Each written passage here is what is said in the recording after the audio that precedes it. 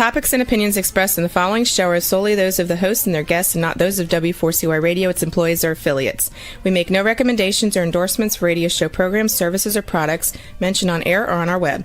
No liability, explicit or implied, shall be extended to W4CY Radio or its employees or affiliates. Any questions or comments should be directed to those show hosts. Thank you for choosing W4CY Radio.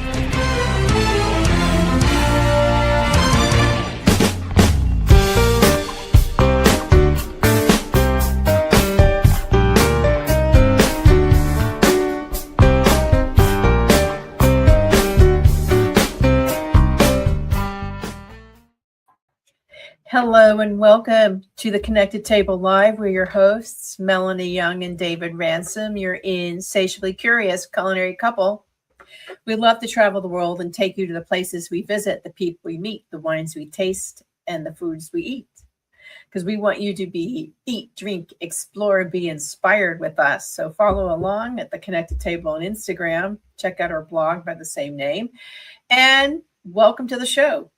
So we have this beautiful, where are we, David? Look at the beautiful towers behind us. The towers, it's the beautiful picturesque medieval village of San Gimignano in Tuscany. Okay, it's one of the most popular tourist destinations in Tuscany. I think they say like 1 million people a year come through there in tourist season. Yeah, it's least. Crazy.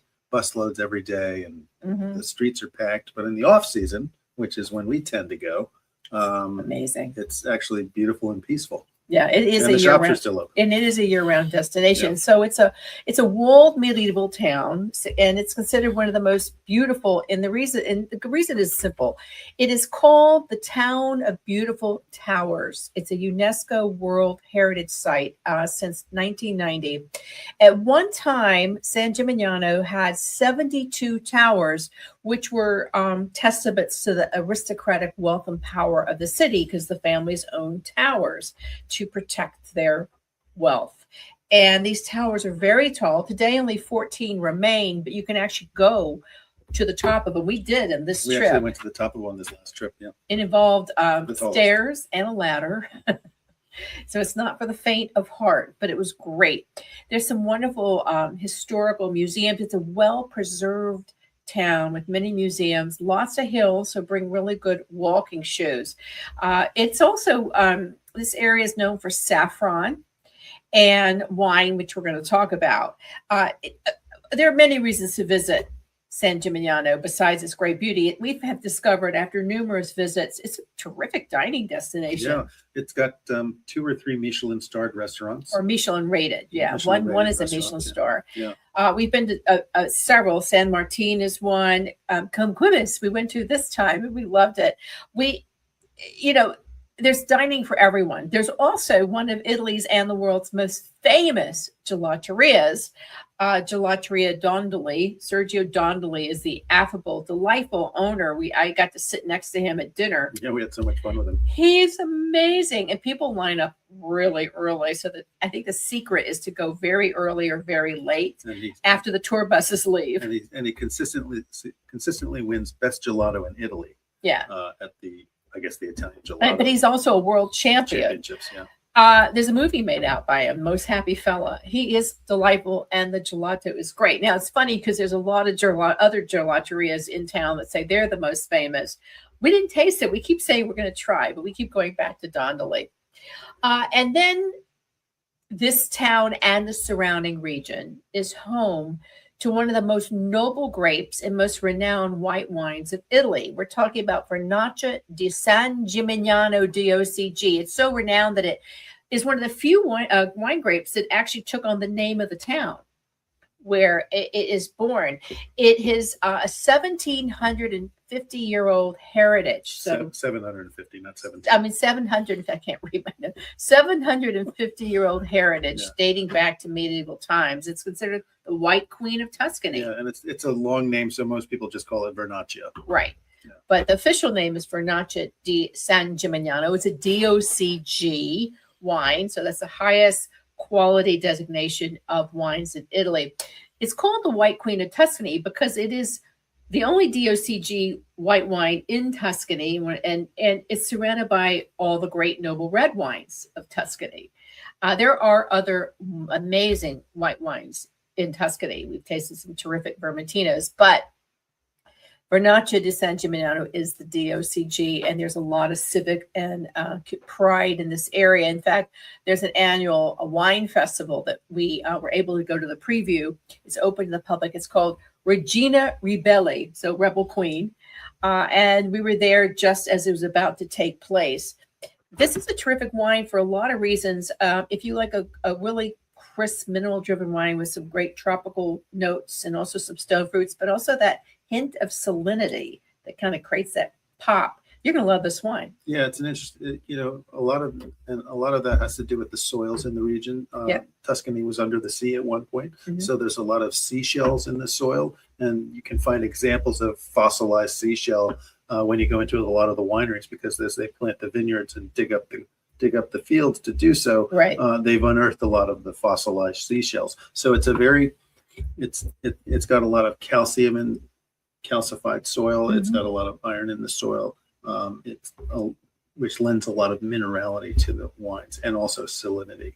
And it's very food friendly. And also, we discovered that while many people think to drink white wines young, there's a lot of ageability in Vernaccia di San Gimignano. We tasted some terrific aged wines, and I think that's a big distinguishing characteristic, don't you? Oh, absolutely.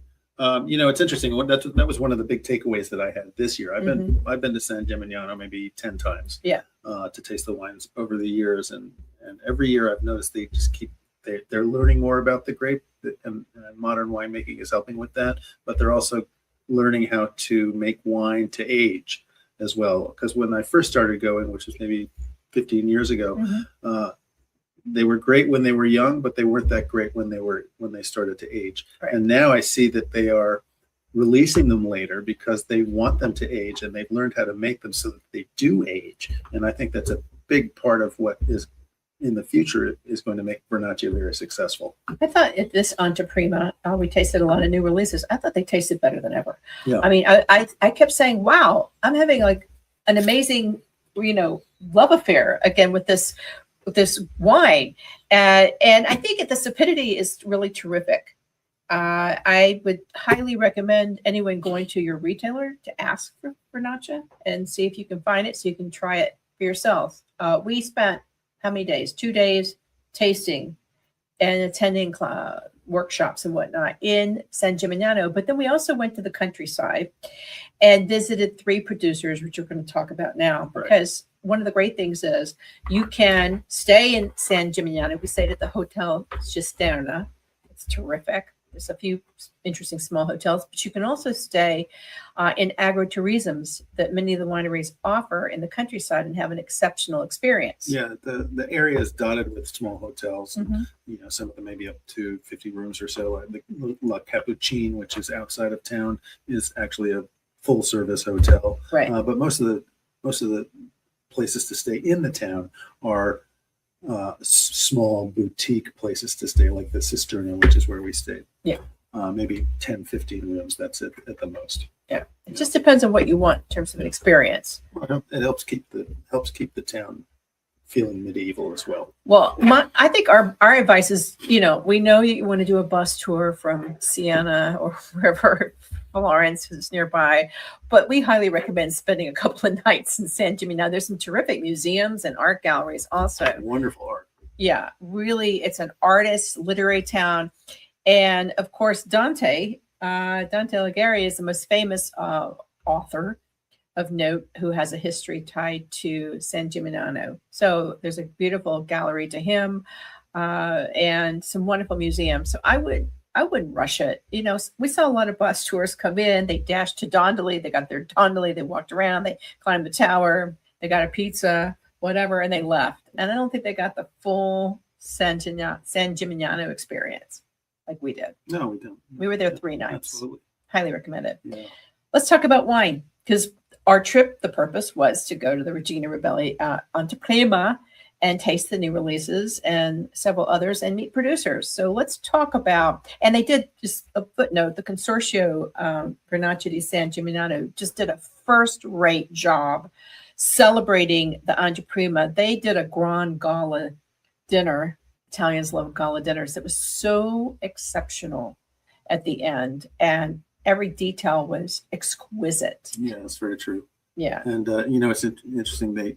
It's a medieval village, and it's very historically accurate when you walk through the walls and walk up the streets. They don't allow cars in the streets during the daytime. It's not paved. It's all stone, laid stone.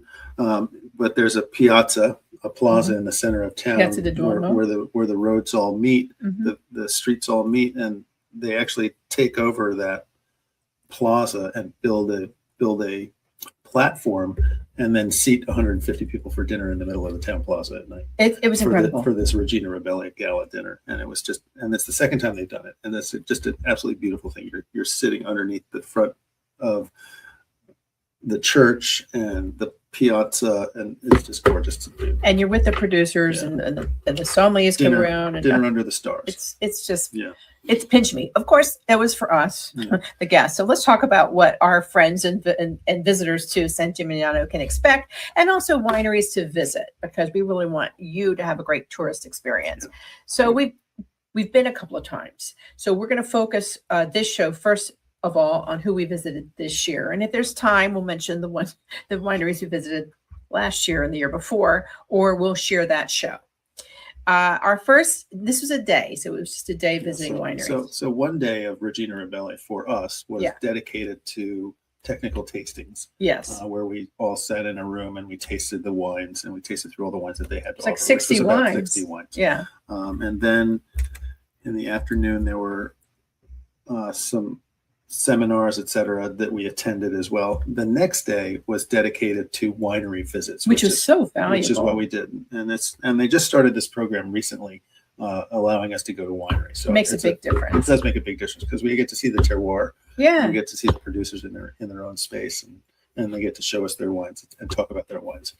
I think it was a wonderful addition to the program. Yes, so thank you for that. So let's talk about who we visited.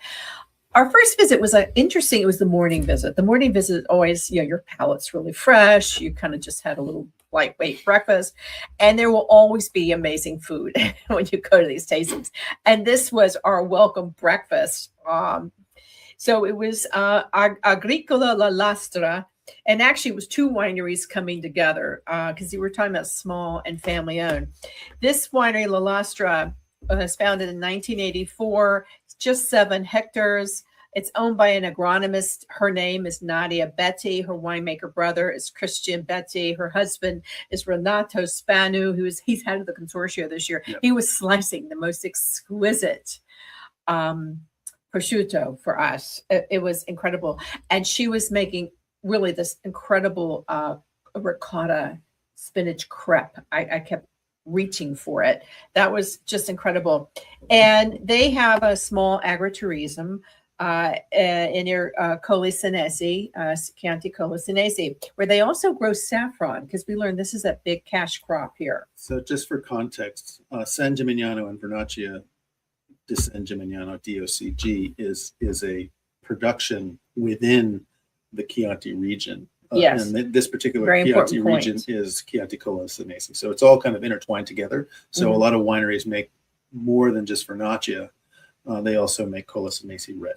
And to build on that, just to remind everybody, the DOC and DOCG designations they really get down to the grape. It could be the grape, it could be the region, it could be the province. So in this case, we're talking about a DOCG wine made from a specific grape. But as David said, then there's Colli Senesi, which is Senesi. It refers to the Siena area, which is a bigger area. The largest appellation for red wine in Tuscany is the Chianti appellation. Exactly. And there's a number of Chiantis spread out through Tuscany. Chianti Classico is a specific area where they produce a specific type of Chianti. And very specific guidelines. And with very specific guidelines. But the broader Chianti is all over Tuscany, from the north to the south to the east to the west. And this is the Colli Senesi, which is in the southern end of the Chianti region for Tuscany. Well, most are named after a significant town. Correct. So you've got the Colli Pisani, Pisa, Colli Senesi, Siena.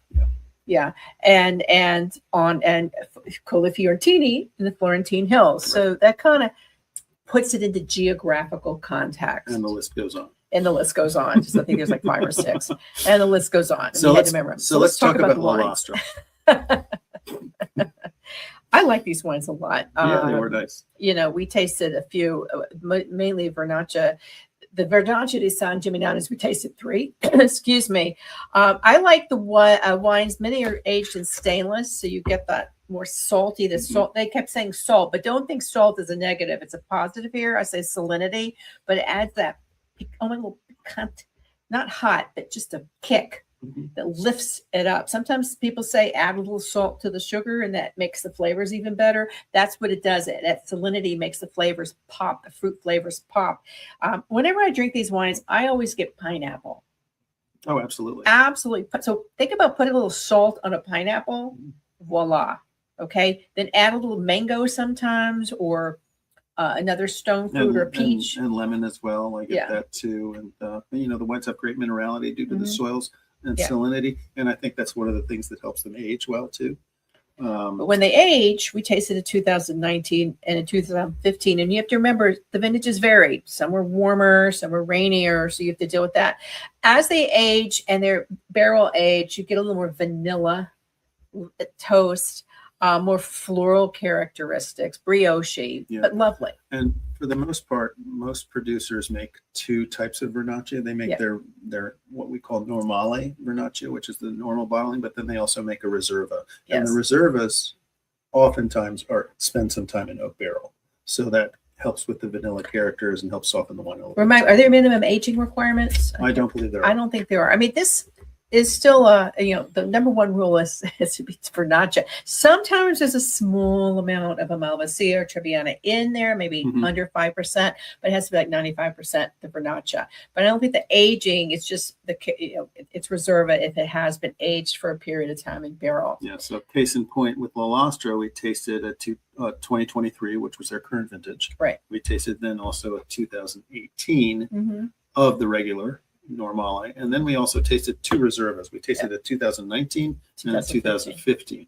And the Reservas definitely had more vanilla, a little bit of herbaceousness to them as well. Well, a lot of it depends on the oak. Because the new oak creates more vanilla notes and more intensity versus the used oak. And then there's the small barrel versus the large barrel. As the more I taste, David, the more I'm, when they're doing Tonneaus and larger barrels, I'm seeing a level of freshness in the wines that seems consistent. I noticed that the more we were tasting. So we also tasted reds, as David noted, they're Colasinese reds, and we tasted a few reds. Did we taste them from Lastra, or we taste them from? No, those were from those were from the partner winery for the morning tasting, which was actually Azienda Agricola Signano. Oh, those wines were good. Also very nice. And Pietro Signano is the owner and the winemaker. Nice guy. And we saw him a couple of times during our time there. He was also at some of the tasting and at the dinner that we attended.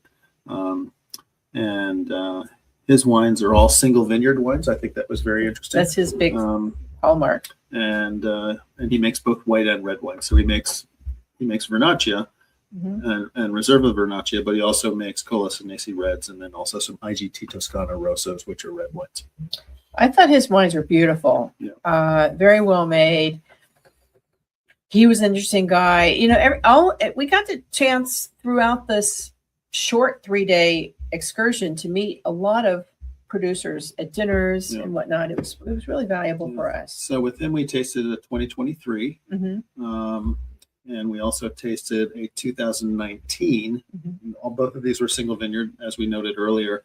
But then, interestingly enough, we also tasted 2 very old wines that he brought out for us to try that really kind of showed how a well-aged Vernaccia will present itself. And one was a 2003, and then we also tasted a 2002. Yeah, and then he brought out the Vincento. And then, we tasted reds. Yeah, he's got some beautiful reds in it. So one of the label on his wine says Poggiarello. It's Signano and then Poggiarello. That's the label of the wine. The Signano is actually the winery itself. So he calls all his wines Poggiarello. So we had tasted then also 2 Rossos, One was an IGT Toscana, and then the other was a Colli Senesi Chianti Rosso. Both were 2022, and very nice wines. And then, of course, there was the Vinsanto. It was terrific. It was kind of handy. It was a candied orange peel, almond, and vanilla. And we had, of course, some Cantucci with it. And you know, when anyone ever offers you Vinsanto, always say thank you. Absolutely. You know, Vinsanto has a lot of regulations as to how you can make it. Yeah. And always a limited quantity. And they always make it in limited quality. Often it's made for the family, right? Spends a lot of time in the small chestnut barrels called Caratelli. And his was a 2008, which is a vintage that obviously has a decent amount of age on it, almost 20 years. Yeah. And it was just delightful. It was beautiful. Yeah. And that is very special. Yeah. So that was our morning. That was breakfast. So that was the breakfast tasting. Then we moved on to, and that was a very small farmhouse. The next, pottery means farmhouse, but there's poteries and then there's poteries. So the next visit was Pottery Archangel Agriturism. Okay, so there's places to stay. This is a big estate. Podere Arcangelo. Yes. Archangel. Which is the same. And this is a full scale family run winery, but you've got on-site cooking classes. We saw people taking them there. You've got glamping. There's like 3 beautiful glamping setups, and then there's farmhouses to rent. Each has a own swimming pool. I think they said they could accommodate up to 120 people. So if you're looking for a getaway destination for the family or a special occasion between Siena and Florence, this is a great place. And it's got a restaurant with a beautiful terrace overlooking the valley and the vineyards. And they have 2 pools on the property. They have chickens and turtles on the property as well. They showed us those. Yeah. And you know, it's a pretty decent sized property. I think it's 50 hectares or something like that. It is. And so the family is they've owned it for quite some time. The family, which is the Mora family, right. Mora, is actually originally from the Marche region, which is eastern Italy on the Adriatic coast. But they actually came over to Tuscany in the early 1900s, and the father actually worked for the railroad part-time and was doing some farming in his part-time and bought this little plot of land. So he was kind of dividing his time between working for the railroad and starting his own winery and growing grapes. And it was a small piece of land that he bought at first, but then after World War II, they started buying up more contiguous spaces of land, and now the winery is much bigger than it was. So just to note, that's a recurring theme during many of our visits to Italy, and particularly on this visit. Many of the properties after World War II, so much land was abandoned and desecrated that many, and so many other areas were desecrated that many families were forced to leave their home, like Sicily or Marche or wherever. They were forced to start over in other areas. So they came to Tuscany, and in this case, we're talking about the area around the Senesi area, and they bought up land that had just been abandoned, and they kept building. That's how they were able to accumulate land wealth over the years. But it all unfortunately started with poverty and war. And we heard this story we've heard over and over and over again as we travel, which we as Americans don't have that experience. So it's really impressive to see how much hard work these families do in their multi-generational families. Yes. So we had the 4th generation, Alberto took us around, and then we had lunch on this beautiful glass enclosed terrace. These wines are available in the United States, I believe, and I think it was 60,000 bottles, all organic, but most are all bio-organic. Some are certified, some are not. Interesting range of wines. We tasted 2 that were sparkling. One was a Chermat, and one was a Metodo Classico. Both were Vernaccia, so you can find a terrific sparkling Vernaccia, but obviously very different because of the method made. They were called Prima Volta. I think the first one, the Chermat, was called Prima Volta. Yes, and then the second one was just a Metodo Classico. Or classic method. I like that one a bit better. Personally, I thought the first one was a little sweet. I thought they were both nice. One had more white peach. So if you go for a more peachy floral, you'll love the Chermat.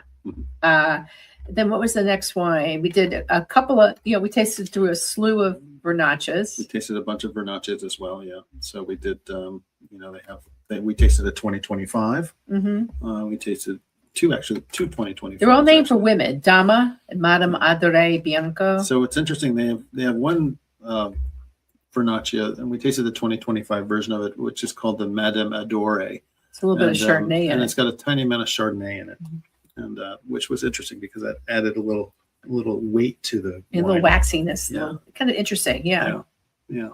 And we also tasted that version as a 2024 as well. It's just always fun to taste the same one in different vintages to see how they held up.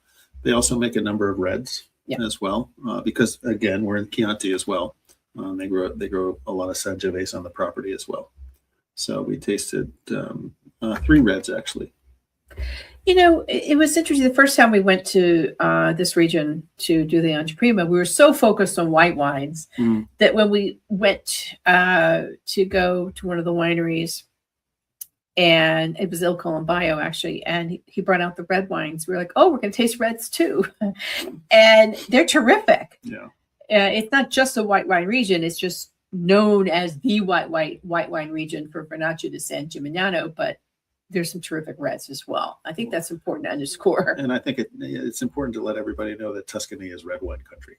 It really is, which is what makes Vernaccia so unique. And that's why the fact that they've got this Vernaccia and it's DOCG, it's the only white DOCG wine in Tuscany, and one of the first in Italy, actually. Yeah. One of the oldest, I think. I believe it's one of the oldest DOCGs in Italy as well. It is. So it, it's a very special wine, but there's a lot of red made around there too. Chianti Classico is right up the street. Brunello di Montalcino is right down the street. We've had some good Merlot as well, international wines. Some good international varieties are grown in the area as well, including at this winery, because they do make one particular red.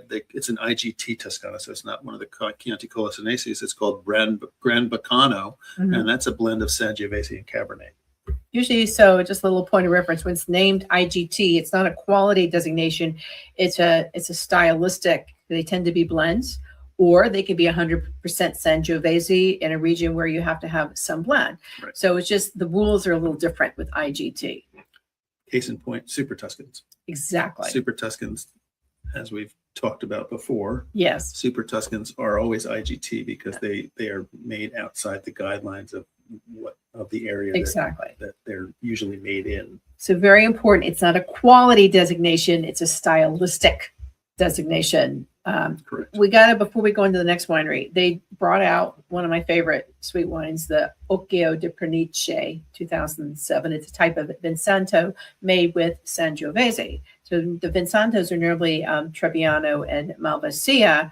That's the classic. That's the classic blend. This is a darker, more raisiny looking, 50% Sangiovese, 25% Malvasia, and 25% Trebbiano. So you've got the red and the white mixed.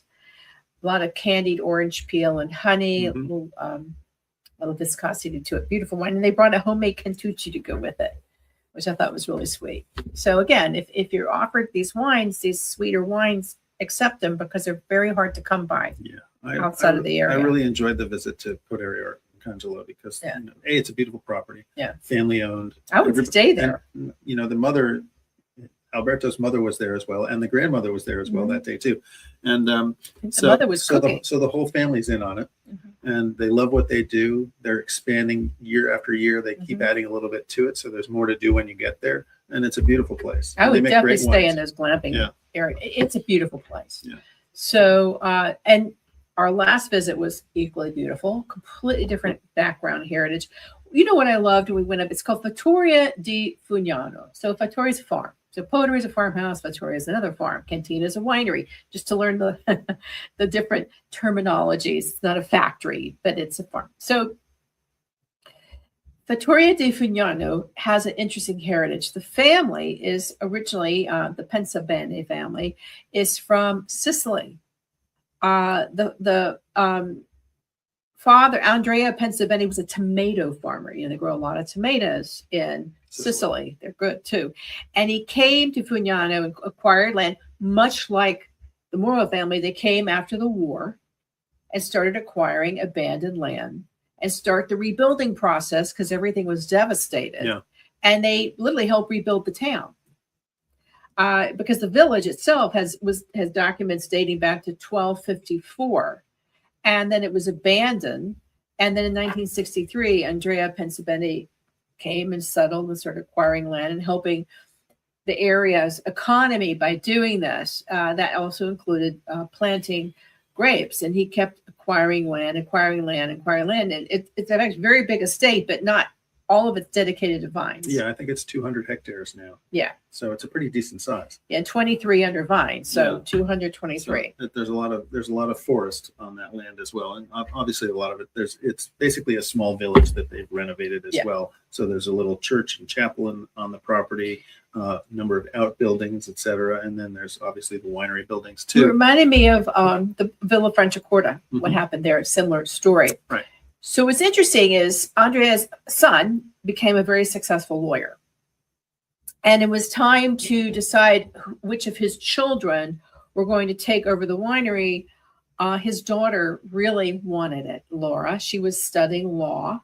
She was young, and she said, I can do it. And he didn't think so because she was a woman. He wanted the brother to do it. And we've heard this story many times. Yeah. The daughter wants it, but no, she's a woman. It's not a woman's role. But Laura persevered, and finally Papa gave in. And in 2000, at the age of 23, Laura, her name now is Delaria, Pensabeni Delaria, took over. And she calls herself the custodian of the land. Her son now works with her.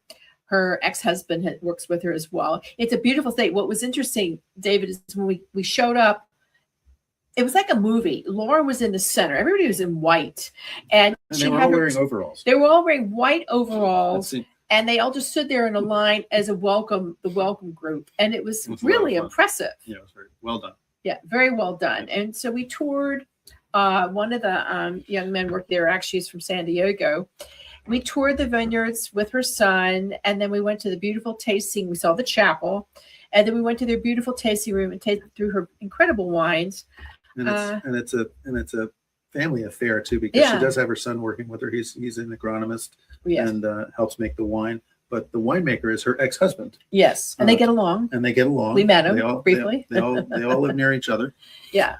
And Laura's a personality. She's a lot of fun. We'd love to get her on the show. She is her Sicilian passion comes through. She's very proud of it. In fact, at the very end of our tasting, she had a little cart serving Sicilian gelato for us. It was so special. But let's talk about wines, because they were special too.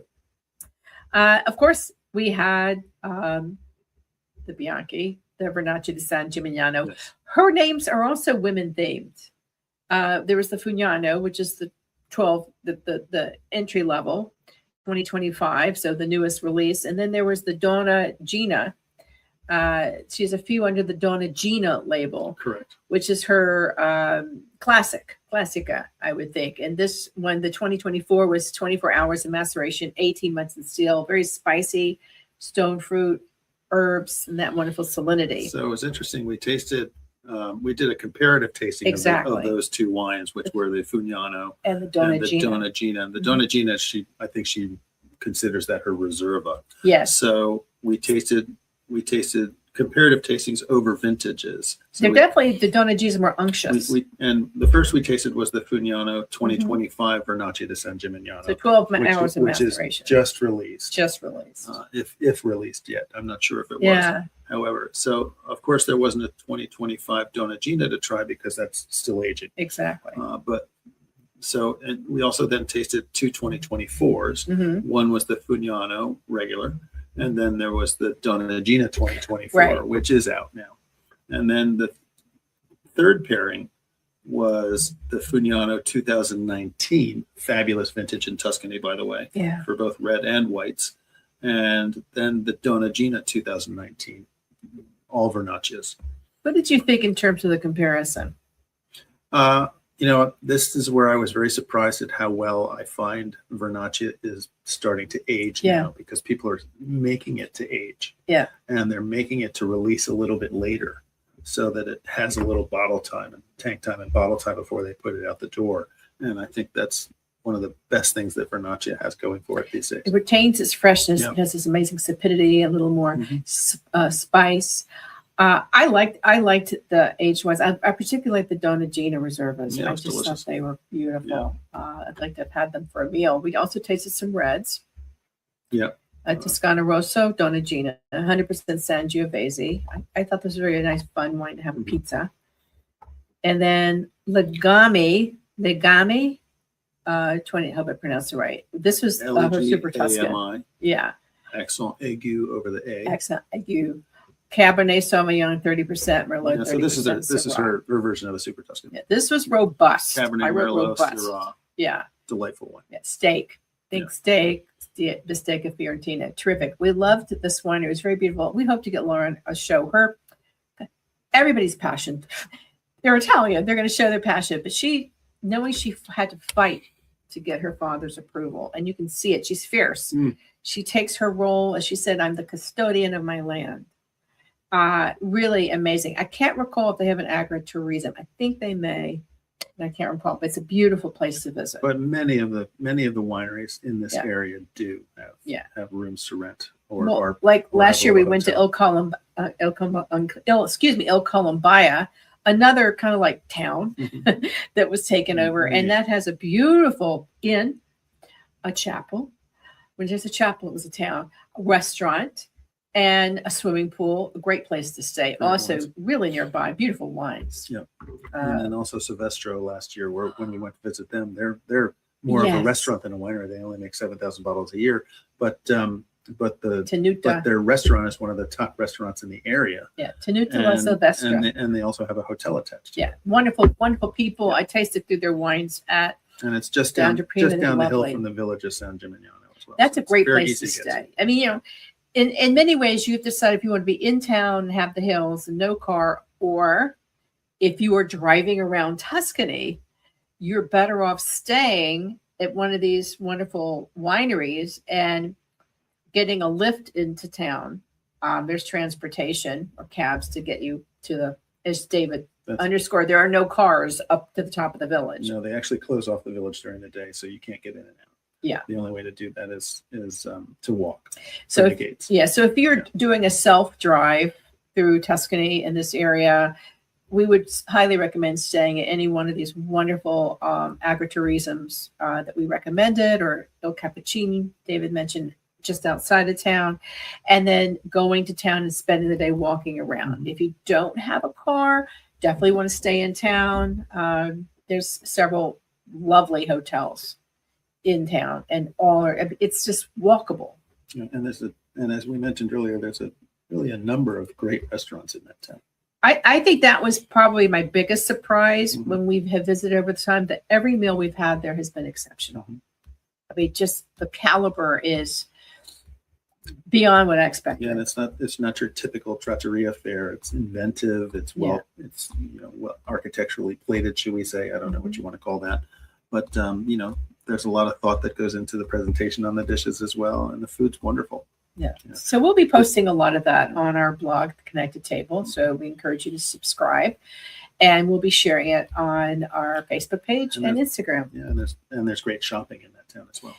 Oh yeah, some wonderful. The market. There's a market on Thursday mornings. There's like a Provençal style market, but an Italian one. No food, just. And exactly, clothing, no food, just clothing and crafts, just wares and crafts and things like that. But there's also a lot of great art shops and curio shops and clothing shops, and hat shops and also Sula Maria and stores, wine shops, tecas. It's just a delightful town, and you just, everything winds around, and you'll just down a little alley, you'll see the most amazing place. And within that, you can get a pass to the Civita, the civic museums, and get a pass to go see all the different museums, which you highly recommend. And if you have the strength and then I'd say mobility and ability, do the tower. It's a lot of stairs. And then there's this ladder. Well, that's just the top. but it's a ladder. That's the last floor. But we did there's it. about 200 steps. I don't know if I would do it again, but it was for the weak of heart. No, it's not. But I'm glad we did it this time. But they're modern. It's a stainless steel set of steps that they built inside the tower to go up. So you don't have to, it's not all ladders like I had to do in the Middle Ages. Best time to visit, I'd say early spring. It'll be cool, but it'll be beautiful. We were there in May. It was great. There were bus tours, but it was really pleasant, probably a little crazy in the summer. I have not been in the autumn, but I think it'd be beautiful around harvest. So anyway, put San Gimignano on your travel itinerary, but also some of these amazing wineries we talked about, because they have beautiful places to visit and stay as a great option. Yeah. Love this. I can't wait to go back. Thank you to the Consortio Vernaccia di San Gimignano. Really, they do a class act, hosting us, great job, entertaining the meals. We had a Michelin star chef from around the area do, I think it was called Ronca. It was amazing. So thank you. We are honored to be invited, and we can't wait to go back. Anyway, you've been listening to another edition of our Tuscany sojourn around wine and food with the Connected Table Live. We hope you're inspired to go out there and step outside of your comfort zone and try new places and drink new wines and eat new foods, because we want you to always stay insatiably curious.